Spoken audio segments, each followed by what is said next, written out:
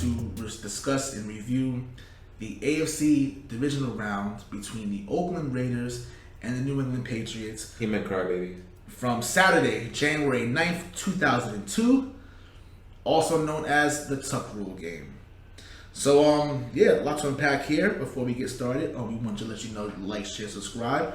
We're on iTunes, YouTube, Spotify, iHeartradio, Google Play Radio, at Podcast Dynasty on Twitter and Stitcher Radio. So, without further ado, let's get started. So, obviously, the Raiders coming in here, they were 10-6. They beat the hell out of the Dolphins in the wild card round, and they made it. And they made. I don't know, that was funny. Yeah, they beat the hell out of them and then advanced here to Foxborough, Massachusetts. In this team they had Rich Gannon, who eventually became the MVP the year later. You had Jerry Rice and ancient Jerry Rice, but Jerry Rice nevertheless. Patriots, obviously.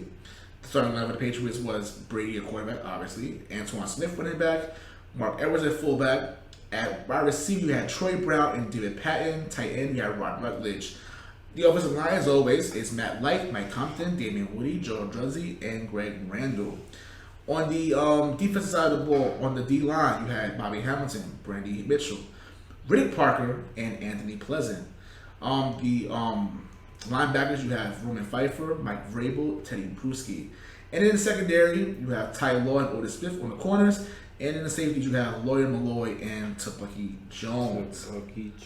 Yes, so we're going to start right away where this stuff happens. In the first half, literally in the first quarter, in the first half entirely, both teams struggled heavily. It was snowing. The weather was disgusting. They both combined for a combined 11 points. They had literally 2 less punts than they had first downs. They had 13 total first downs the entire first half. He meant 11 punts, not 11 points. Yeah, 11 punts. Yes, that's what I meant. So we'll start here. And one of the drives in the first quarter, Rich Gannon completed 10-14 passes for 87 yards. Left in the first quarter was 1 minute and 12 seconds in the first quarter. A 15-yard fair catch penalty was against the Patriots defensive end Gerard Cherry. At the end of Ken Walter's 39-yard punt and gave Oakland first down at midfield. Idiots. They went down the field and Rich Gannon had a 13-yard touchdown pass to James Jett to put Oakland up 7-0. A few plays later, Johnny Harris intercepted a pass from Tom Brady on the Patriots' 41-yard line, but New England's defense managed to force a punt. Wow. So it's still 7-0. Which would be the final result of every following drive until the end of the first half. They literally punted every single drive after that. In the second half, where it got pretty interesting. New England almost completely abandoned this running game. Completely. Tom Brady was just throwing the ball everywhere. Smith ended up finishing the game with like 65 yards with 28 carries. But that's neither here nor there. He opted on driving the third quarter. He connected with David Patton for gains of 25 and 19 and led the Patriots 62 yards in 12 plays to the Raiders' 5-yard line, where Adam Vinatieri made a 23-yard field goal kick to make it 7-3 Oakland.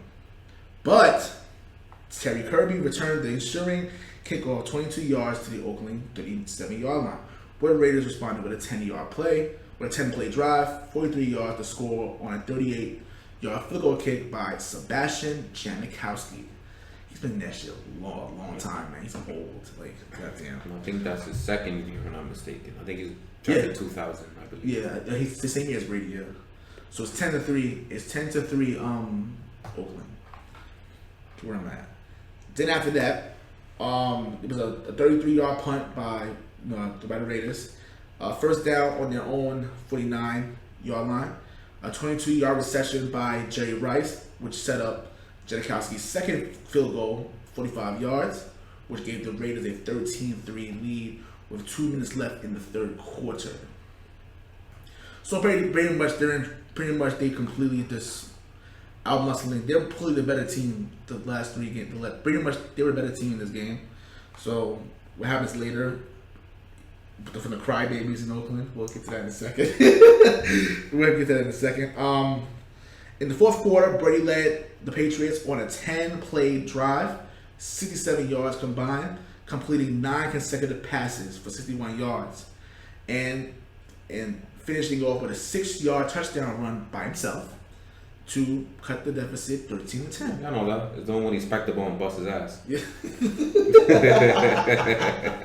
What's that? Oh my that God. Sounds like Brady though. Yes. Clink, clink, clink, clink, clink, clink, touchdown. Boom. Later in the quarter, obviously, the Patriots, Troy Brown, who had a really great year this year, but he played pretty decent in this game. Troy Brown returned a 37-yard punt to the 46-yard line, but he fumbled the football. Of course. At the end of the return, but Larry Izzo recovered it with 2 minutes and 6 seconds left on the clock. And then this is what happens after that. Then it gets interesting after that. So then Brady completes a 7-yard catch to Kevin Falk, and then it's the 2-minute warning. So 2-minute warning. This is where everything happens here now. With 150 left, around 150 left in the game, Patriots are down 13-10. The Raiders. Eric Allen, there's something going on. There's something going on. I don't know. I don't want to be like one of those conspiracy theories, but you can tell by watching it now. It just didn't feel right. Like the aura of the atmosphere just didn't feel right. It's as like you knew something was gonna happen, like something weird from both sides. Anyway, so here we go. Where we at? So the Patriots were slightly out of field goal range. Brady dropped out the pass, but no open receivers. While pumping the football, he was hit by Charles Woodson. Woodson, 24. In 24, the Hall of Famer. While it appeared that Brady had tucked the ball towards his body, the referees were not sure, and they ruled it a fumble so they could review the play. Now, we only did that this year in the Kansas City game in the regular season. Yes. Anyway, the NFL rule. So obviously the NFL rule says at the time in 2002. It was NFL Rule 3, Section 22, Article 2, Note 2. I don't know why you have to get all detail like that. They say it just like that, the Oakland bitches. Yeah. Like Charles Wilson and them crybaby bitches, they literally recite everything that happened there. When an offensive player is holding... If you watch the America's game, 2001 Patriots, they literally recite that whole fucking title of the damn thing and recite the entire passage. I'm just saying, it's that serious to them. When an offensive player is holding the ball to pass it forward, any intentional forward movement of his arms starts as forward pass, even if the player loses possession of the ball, as he attempted to tuck it back towards his body. Also, if the player has tucked the ball into his body, loses possession, it is a fumble. That's the rule. And even though they're right, they're right to complain about it, but it doesn't matter. Even if they would have ruled in favor of Oakland, there's no guarantee that they would have scored anyway. So it's like you're using that as an excuse of why y'all just choked, in my opinion. But that's neither here nor there.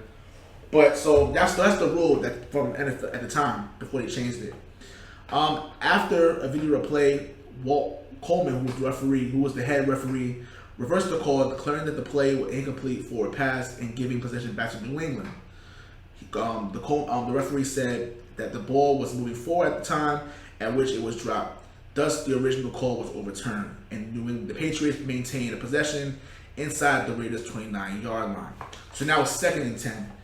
Tom Brady finds David Patton for a 13-yard catch for first down. Why didn't you stop that? Continue. Yeah. So 2 plays later, Brady tries to do a quarterback sneak. I don't know why, just to run the clock out probably, but it's 4th and 9. To get positioning. Yeah. So 4th and 9, Vinatieri had a 45-yard field goal kick, and it's good. And he kicks the ball through the uprights, 13-3, with 22 seconds left in the game. 13-0. So it's 13-0 in this game. So after that happened. The Raiders just kneeled the ball. That's their fault. Why you try to went to overtime. I didn't understand either. Like they had a pretty decent punt where I think they returned to like the 29-yard line. A good return. Yeah. Quick return. Yeah, like 22. It was 22 seconds left in the game. You could have at least tried one downfield pass. Downfield pass, see where it goes, and then with that, we still had one timeout left. You could have at least tried to keep the. It's not guaranteed to make it anyway because the wind was crazy in that game. But something. I just didn't understand what John Gruden was doing. Sidelines passes are a thing. I didn't know what John Gruden was thinking. 22 seconds is enough time to hit 2 or 3 of those sideline passes. And Janikowski got a cannon in the leg. Yes. For those... Continue. So now we go to overtime, right? Now, obviously, the overtime rules back then were not the state they are this now. Yep. The first team to score... It was sudden death. The first team to score wins. The Saints didn't happen yet in 2009. You always correct that, though, yo. So the Patriots win the coin toss. And as always. This is where basically the dynasty began right here. So the Janikowski kicks a 60-yard punt. Beautiful kick. Beautiful kick. Beautiful kick. Yeah. There's a difference. Yeah, there's a difference. Sorry. I don't know. But Patriot pass had a 24-yard return, which is pretty cool. So it's 1st and 10. Tom Brady, has a little short pass to J.R. Redmond for 1 yard. Just do whatever. So second down and 9. Brady finds J.R. Redmond again, this time for 20 yards. Why didn't you stop that? For the first down. Why didn't you stop that? I think I have a feeling Juan gonna say that every single time. Yes, I am. So it's first down at the Oakland 45. At the 45 after the 20-yard catch. Brady finds Jermaine Wiggins for 2 yards. That's nothing. Change. That's nothing. And then after that, Brady finds another 3-yard pass to J.R. Redmond. So now it's 3rd and 5. Mm-hmm. 3rd and 5. This is your chance right here. Right here at the Oakland 40-yard line. And from this distance, it's a 57-yard field goal from this distance. It's not possible. Which is not possible in this weather. Yeah. Brady finds Jermaine Wiggins for a 6-yard catch for the first down. Why didn't you stop him? These people suck, by the way. Why didn't you stop him? Yeah, I love Jermaine Wiggins. I love him. I thought he was great. I like him as a personality. So I like him as a player. He was pretty average, Why didn't you stop it? All right, so first down. Then after that, Brady finds Wiggins again for 4 yards. So it's 2nd and 6. J.R. Redmond loses 1 yard, so now it's 3rd and 7. Here's your chance again. Brady finds Troy Brown for 3 yards, and it's now 4th and 4. The Patriots call a timeout. It's 4th and 4 at the Raiders' 28-yard line. You have a chance to stop them.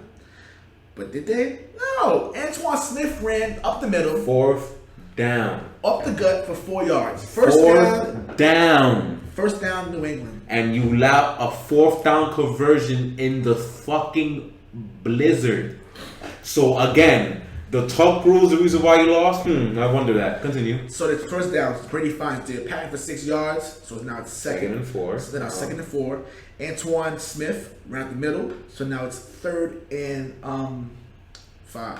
35, I believe. Missed a yard, okay. Yeah. 35. Then Antoine Smith runs an 8-yard run to convert for the first down. So now it's 1st and 10. 1st and 10. Hello. 1st and 10 at the Raiders' 9-yard line. Why didn't you stop it? Then Tom Brady basically ran for 2 yards. For positioning. The Raiders call a timeout. And Adam Vinatieri kicked a 23-yard field goal kick. And it is good. So the Patriots win 16-13.